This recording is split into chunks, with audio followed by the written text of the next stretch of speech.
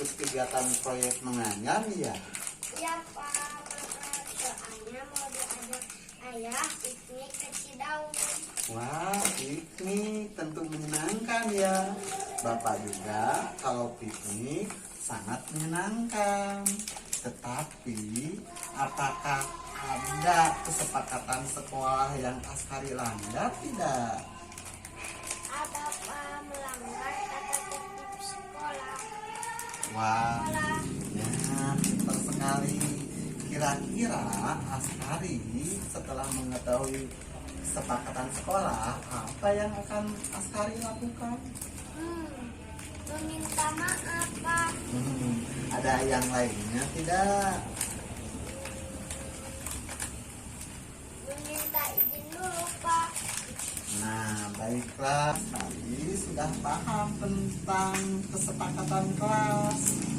Apa yang akan Askari lakukan? Insya Allah akan menaati tata tertib sekolah Pak.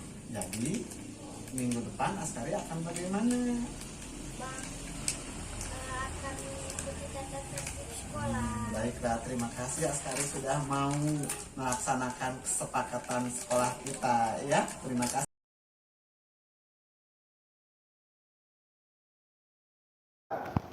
Izinkan saya menyampaikan beberapa materi terkait modul 1.4 dalam rangka pembahasan atau istilahnya diseminasi dari sesi berbagi CGP angkatan 2000. Mudah-mudahan bisa menjadi pengalaman bagi saya dan bisa berbagi buat rekan-rekan.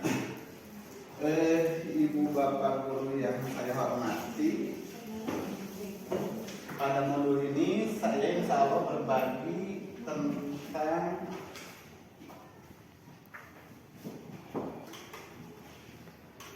budaya positif di lingkungan sekolah. Mudah-mudahan dari pemaparan modul ini ada yang bisa didiskusikan. Adapun setelah kita berdiskusi belajar di sini, kita akan memperoleh gambaran pelaksanaan budaya positif di lingkungan sekolah, memperoleh gambaran tentang perubahan paradigma belajar, disiplin positif, motivasi perilaku manusia, kebutuhan dasar, prosesi kontrol, restitusi, keyakinan kelas, dan segitiga restitusi.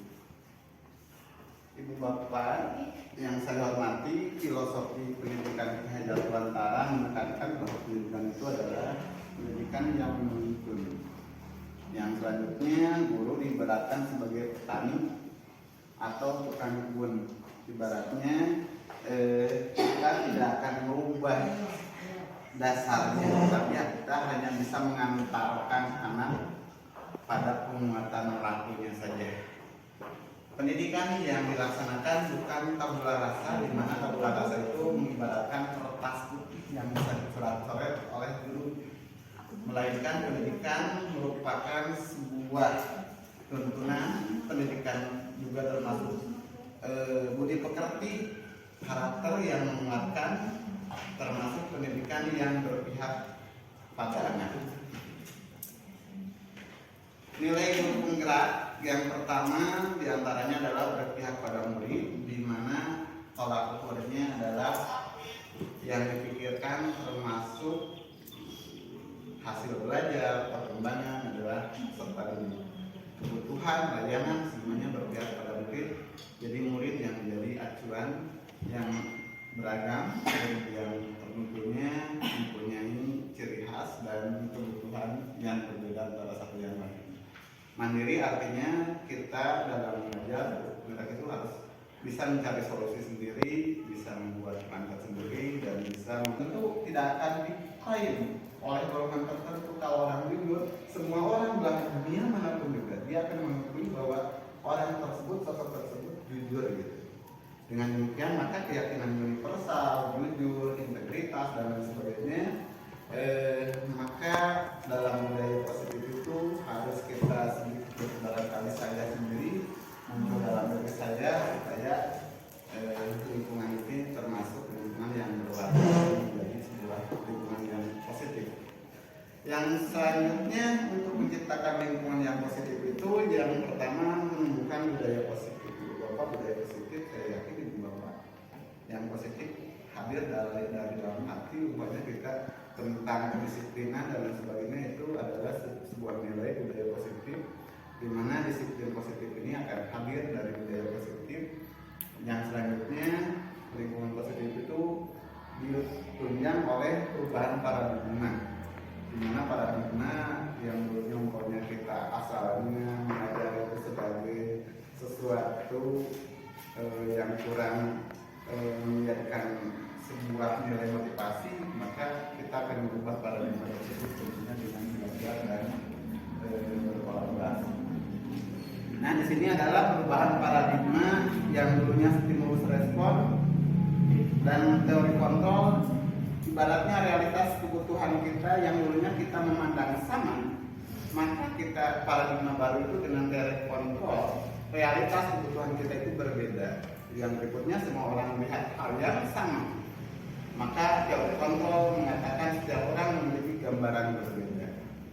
Ya, ini yang ada dalam lingkungan kita, seolah-olah dalam lingkungan kelas guru itu seolah-olah murid itu harus sama, padahal murid berbeda. Nah, ini paradigma yang harus muncul pada kita di dalam kelas, sehingga tidak serta-merta menyuruh anak atau mengalahkan anak sesuai keinginan kita. Tapi kita akan menggali potensi yang dimiliki oleh setiap anak, termasuk setiap potensi guru yang ada di sekolah ini. Tentunya ada yang ke bidang seni, ada yang bidang agama, dan sebagainya. Itu adalah karakter mereka, dan banyak lagi hal yang kita pelajari. Nilai kebijakan universal di sini adalah teori Glasser, teori kontrol tahun 84, menyatakan bahwa setiap perbuatan memiliki tujuan. Di sini berarti ketika kita ada perbuatan dalam diri kita atau dalam diri anak, tentunya ada tujuan yang ingin dicapai oleh anak tersebut. Maka timbul negatifnya, maka mereka menganggap akan ingat terhadap hukuman yang telah kita berikan, atau ada hal-hal yang teringat karena pernah dihukum gitu. Sementara dengan konsekuensi mereka itu tidak apa-apa, netral. Sementara dengan restitusi, maka dia akan menentukan hidupnya, menentukan dirinya untuk bertindak. Itu barangkali dari segi manfaatnya.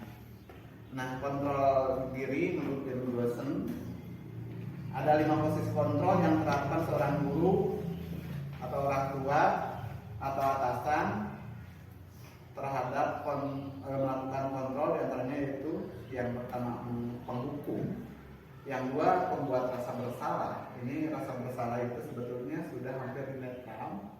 Yang selanjutnya sebagai teman, yang keempat sebagai pemantau, dan yang kelima sebagai manajer. Dimana ketika penghukum itu kita selalu menunjuk terhadap peserta didik.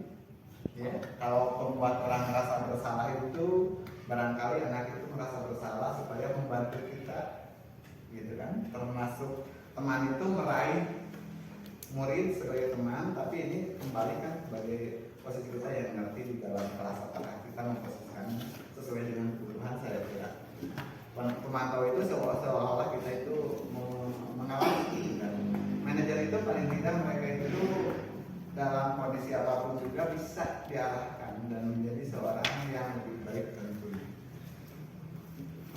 Nah, kesimpulan dari budaya positif ini tentunya kita dalam pembelajaran di dalam kelas membangun atau menumbuhkan budaya positif di sekolah.